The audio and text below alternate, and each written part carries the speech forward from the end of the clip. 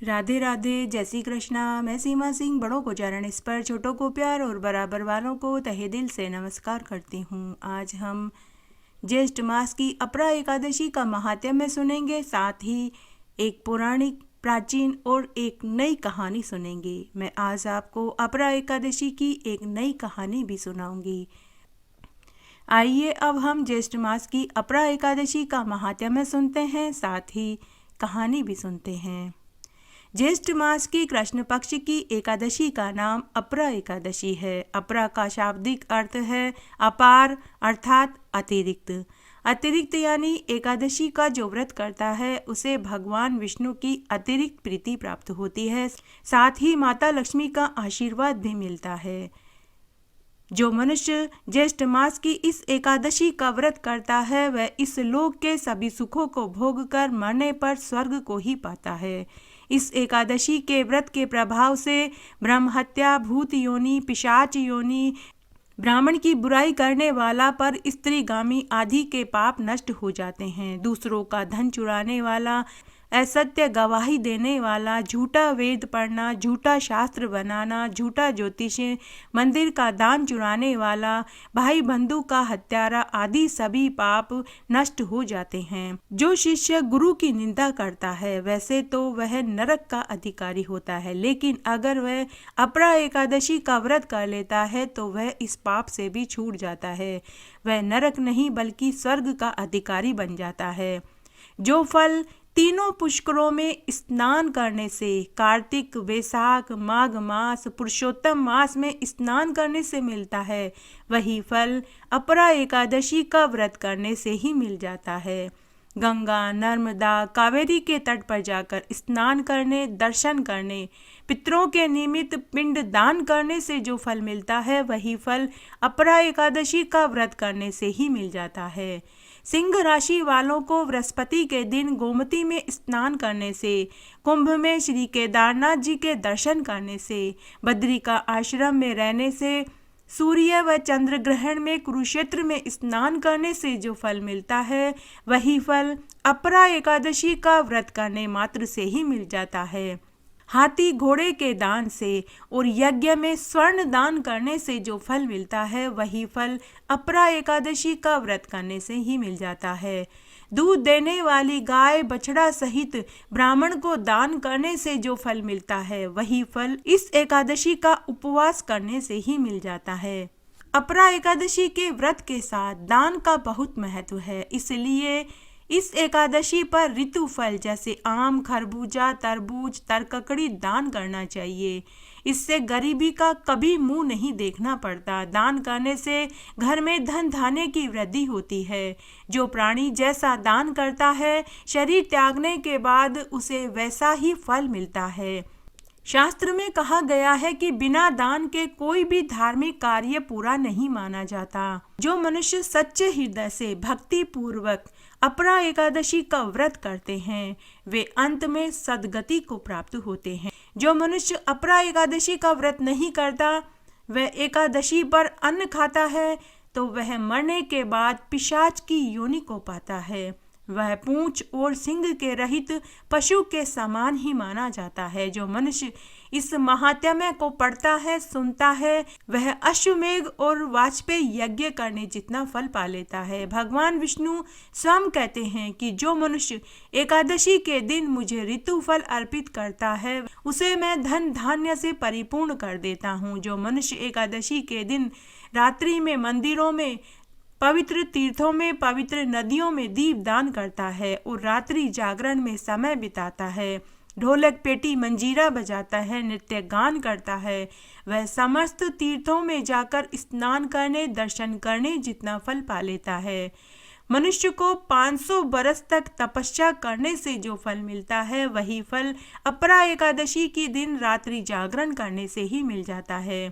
एकादशी व्रत करने से मनुष्य के जीवन भर में अर्जित सभी पाप नष्ट हो जाते हैं। इस व्रत से बढ़कर स्वर्ग और मोक्ष देने वाला दूसरा कोई व्रत नहीं है। भगवान श्री कृष्ण ने गीता में अर्जुन से कहा था कि हे अर्जुन, जो मनुष्य एकादशी का उपवास रखता है, मैं उस मनुष्य के शत्रुओं और विघ्नों का नाश कर देता हूँ। उस मनुष्य की सब जगह कीर्ति फैलती है, उसे सब सिद्धियां मैं सुलभ करा देता हूँ। वह मनुष्य तीनों लोकों में पूजनीय और वंदनीय होता है। गीता में श्री कृष्ण भगवान अर्जुन से बोले कि हे अर्जुन, ज्येष्ठ मास की कृष्ण पक्ष और शुक्ल पक्ष दोनों एकादशियां श्रेष्ठ फल देने वाली हैं। ये दोनों एकादशियां समस्त तीर्थों व सभी प्रकार के दान को देने का फल देती है। जिस प्रकार संसार में 2 पैरों वालों में ब्राह्मण, 4 पैरों वालों में गाय और देवताओं में विष्णु श्रेष्ठ हैं, उसी प्रकार महीनों में ज्येष्ठ मास और व्रतों में ज्येष्ठ मास की कृष्ण पक्ष की अपरा एकादशी और शुक्ल पक्ष की निर्जला एकादशी श्रेष्ठ है। मनुष्य योनि अनेक पुण्य करने से मिलती है और फिर भी मनुष्य एकादशी का व्रत धारण नहीं करता, वह मरने के बाद कई मनवंतर तक नरक में पड़ा दुख भोगता है। जो मनुष्य ज्येष्ठ मास के कृष्ण पक्ष की अपरा एकादशी का व्रत करता है, वह स्वर्ग में जाकर इंद्र के समान सुख भोगता है और तीनों लोकों में पूजनीय होता है। एकादशी से मनुष्य सभी पापों और दुखों से छूट जाता है। उसे कभी गरीबी और दरिद्रता का मुंह नहीं देखना पड़ता, वह कुबेर का खजाना पा लेता है। जो मनुष्य अपरा एकादशी के दिन दूध देने वाली गाय ब्राह्मण को बछड़ा सहित दान में देता है, जूता, छाता, छतरी और ऋतुफल दान में देता है, उसे मरने के बाद यमराज के दर्शन नहीं बल्कि स्वयं भगवान विष्णु के दर्शन होते हैं। जो मनुष्य अपने जीवन काल में ज्येष्ठ मास में कुआं, तालाब, बगीचा, बावड़ी आदि खुदवाता है, उन्हें यम के दुख नहीं देखने पड़ते। वे मनुष्य इस लोक में सभी सुखों को भोगकर मरने के बाद स्वर्ग को ही पाते हैं। जो मनुष्य एकादशी के दिन भगवान विष्णु और भगवान शिव के अलावा कृष्ण व वामन भगवान की भी पूजा करते हैं, उन्हें कुबेर का खजाना मिलता है। अपरा एकादशी के दिन शंख, चक्र, गदाधारी विष्णु भगवान की पूजा धूप, दीप, नैवेद्य से करने से उन्हें जो फल गंगा स्नान करने, पवित्र तीर्थों में जाकर स्नान करने, दर्शन करने, सूर्य ग्रहण पर प्रयाग, केदार, काशी, कुरुक्षेत्र में स्नान करने से मिलता है, वह फल भगवान विष्णु की एकादशी के दिन पूजन करने से ही मिल जाता है। मात्र अपरा एकादशी का व्रत करने से सभी कोटि देवताओं के साथ वेद, नाग, किन्नर, पितृ भी खुश हो जाते हैं और उस मनुष्य को ढेरों आशीर्वाद देते हैं। एकादशी व्रत में भगवान विष्णु की स्तुति पूजा तुलसी मंजरी से करनी चाहिए। जो मनुष्य विष्णु भगवान की पूजा तुलसी दल से करता है, वह इस संसार सागर में रहते हुए भी इस प्रकार अलग रहता है जैसे कमल का पुष्प जल से अलग रहता है। विष्णु भगवान की तुलसी दल से पूजा करने का फल 1 भार स्वर्ण और 4 भार चांदी के दान के फल के बराबर होता है। विष्णु भगवान रत्न, मोती, मणि, आभूषण से इतने प्रसन्न नहीं होते जितने कि तुलसी दल से प्रसन्न होते हैं। जो मनुष्य एकादशी के दिन तुलसी दल से पूजा करते हैं, उनके समस्त पाप नष्ट हो जाते हैं। तुलसी के दर्शन मात्र से मनुष्य के सब पाप नष्ट हो जाते हैं। तुलसी के स्पर्श मात्र से मनुष्य पवित्र हो जाता है। जो मनुष्य एकादशी के दिन भगवान विष्णु के सामने घी का दीपक जलाता है, उसके पितर स्वर्ग लोक में सुधा का पान करते हैं। जो मनुष्य अखंड दीपक जलाते हैं, वे सूर्य लोक में सहस्त्र दीपकों का प्रकाश पाते हैं। जो मनुष्य एकादशी के दिन भगवान विष्णु को भोग के साथ तुलसी पत्र अर्पित करता है, उसे इंद्र लोक में अक्षय सुख मिलता है। एकादशी के दिन जो मनुष्य चरणामृत का पान करता है, वह इस संसार सागर में आवागमन के चक्र से मुक्त हो जाता है। जो मनुष्य एकादशी के दिन विष्णु मंदिरों में 108 बार गायत्री मंत्रों का जाप करते हैं, जो मनुष्य अपरा एकादशी का व्रत करता है, उन्हें अमर अजर संतान प्राप्त होती है। वह गुणवान महान कीर्तिवान होकर सुख भोगते हैं। जो मनुष्य एकादशी पर व्रत करने के बाद द्वादशी पर ब्राह्मणों को भोजन करा के दक्षिणा देते हैं, मंदिरों में सीधा भिजवाते हैं, गरीबों को अन्न वस्त्र दान करते हैं, वे चक्रवर्ती आयुवान दीर्घायु पुत्रों का सुख भोग कर चक्रवर्ती राजा बनते हैं। उनकी आयु और लक्ष्मी बढ़ती है। एकादशी का व्रत सभी सिद्धियों को देने वाला, सभी उपद्रवों को शांत करने वाला है। यह व्रत सभी लोकों में प्रसिद्धि दिलवाता है। एकादशी के दिन ओम नमो भगवते वासुदेवाय मंत्र का जाप करने से अंदरूनी ताकत मिलती है। अब मैं आपको अपरा एकादशी की एक नई कहानी सुनाऊंगी। आइए अब हम अपरा एकादशी की एक नई कहानी सुनते हैं। एक बार एक राजा था। वह बड़ा ही प्रतापी, दानी, दयालु और धर्मात्मा पुरुष था। उस राजा की प्रजा को किसी प्रकार का कोई रोग दोष नहीं था। राजा अपनी प्रजा का पालन अपने पुत्र के समान ही करता था। राज्य में कभी कोई महामारी, अकाल, सूखा नहीं पड़ा था। साथ ही राजा का संबंध पड़ोसी राजाओं के साथ हमेशा मैत्री का रहा और कभी किसी पड़ोसी राजा से उस राजा का कोई वैर भाव भी नहीं था। कभी किसी पड़ोसी राजा ने आक्रमण तक नहीं किया। सब तरफ शांति का माहौल था। राजा और प्रजा का समय सुखपूर्वक व्यतीत हो रहा था। तब एक दिन की बात है, राजा ने स्वप्न में देखा कि उसके पितर नरक में पड़े हैं। यमराज उन्हें कोड़ों से मार रहे हैं।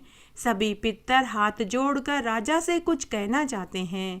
राजा ने देखा कि उनके पिता भी अंधे कुएं में पड़े हैं। तभी राजा की आंख खुल गई। राजा ने उठकर समय देखा तो सुबह होने वाली थी। राजा को नींद नहीं आ रही थी। राजा ने मन ही मन सोचा कि सुबह का सपना तो हमेशा सच ही होता है। राजा बहुत बेचैन हो गया। तब राजा स्नान आदि और पूजा पाठ करने के बाद राज दरबार में पहुंच गया और उस दिन राजा ने राज दरबार में जल्दी ही सभा लगवाई। सभी मंत्रियों, प्रजा के गणमान्य लोगों को बुलाया गया। तब सभा में राजा ने खुद के स्वप्न वाली बात सबको बताई। तब राज पुरोहित ने राजा से कहा कि हे महाराज, हमें भृंगु ऋषि के आश्रम में जाकर इसका कारण पूछना चाहिए। वो ही हमें इसका रहस्य बता पाएंगे। तब राजा अपने कुछ मंत्रियों को लेकर भृंगु ऋषि के आश्रम में गए और उन्हें अपने आने का आशय बताया। तब भृंगु ऋषि, जो कि त्रिकालदर्शी थे, उन्होंने अपने योग और मनोबल से पता लगा लिया और वे राजा से बोले कि हे राजन, तुम्हारे पितरों को मुक्ति नहीं मिली है, उन्हें सद्गति प्राप्त नहीं हुई है। वे अपने पूर्व जन्म के दोष के कारण नरक में दुख भोग रहे हैं। इसीलिए हे राजन, अब तुम्हें ही उनका उद्धार करना चाहिए। तब राजा ने कहा कि हे मुनिवर, उनका क्या पाप दोष था, आप वह भी बताइए, तथा साथ ही मैं उनके लिए ऐसा क्या करूं ताकि उनको स्वर्ग का वास मिले और उन्हें मुक्ति मिले, क्योंकि उस पुत्र और पौत्र को धिक्कार है जिनके पिता और पूर्वज नरक में दुख भोग रहे हों, और उसका पुत्र और पौत्र अपने पितरों के लिए अगर कुछ न कर सके तो उसके जीवन को धिक्कार है।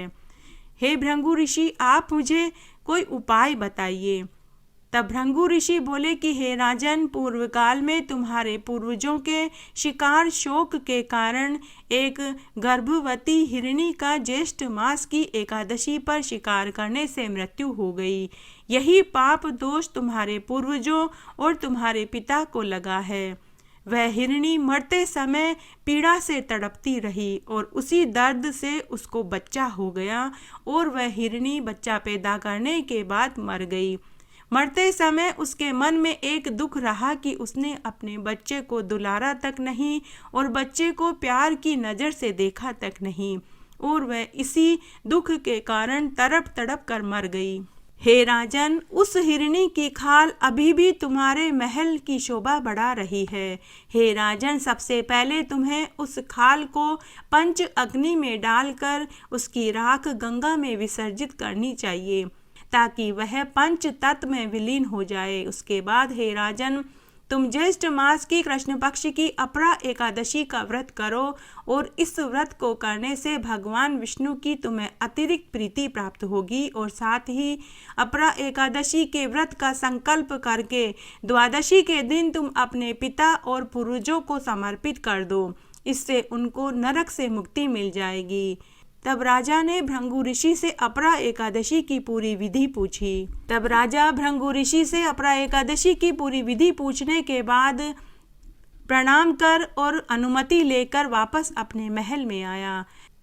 तब राजा ने भृंगु ऋषि के कथना अनुसार ही सारे कार्य किए। सबसे पहले राजा ने हिरणी की खाल को पंचाग्नि में जलाकर उसकी भस्मी को गंगा में विसर्जित किया। उसके बाद ज्येष्ठ मास के कृष्ण पक्ष की अपरा एकादशी का विधि विधान से व्रत किया और द्वादशी के दिन अपरा एकादशी के व्रत का संकल्प भर के अपने स्वर्गीय पिता और पितरों के लिए छोड़ दिया और द्वादशी के दिन ब्राह्मणों को दूध देने वाली गाय, अन्न, वस्त्र, रुपया आदि दान में दिया।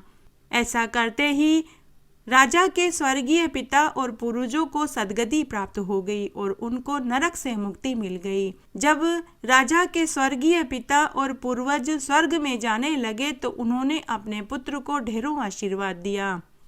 इस तरह आज मैंने आपको ज्येष्ठ मास के कृष्ण पक्ष की अपरा एकादशी का महात्म्य और साथ ही एक नई कहानी सुनाई। आशा करती हूँ यह आपको जरूर पसंद आएगी। अगर आपको अपरा एकादशी का महात्म्य और कहानी अच्छी लगे तो इसे ज़्यादा से ज़्यादा लाइक करें, अपने दोस्तों और रिश्तेदारों में शेयर करें ताकि उन्हें भी अपरा एकादशी का महात्म्य और एक नई कहानी सुनने का पुण्यफल प्राप्त हो।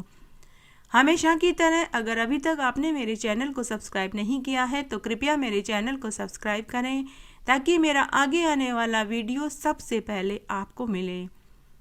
मेरे साथ बने रहने के लिए आपका धन्यवाद। आगे की कथा कहानी के लिए भी आप इसी तरह मेरे साथ बने रहें। धन्यवाद।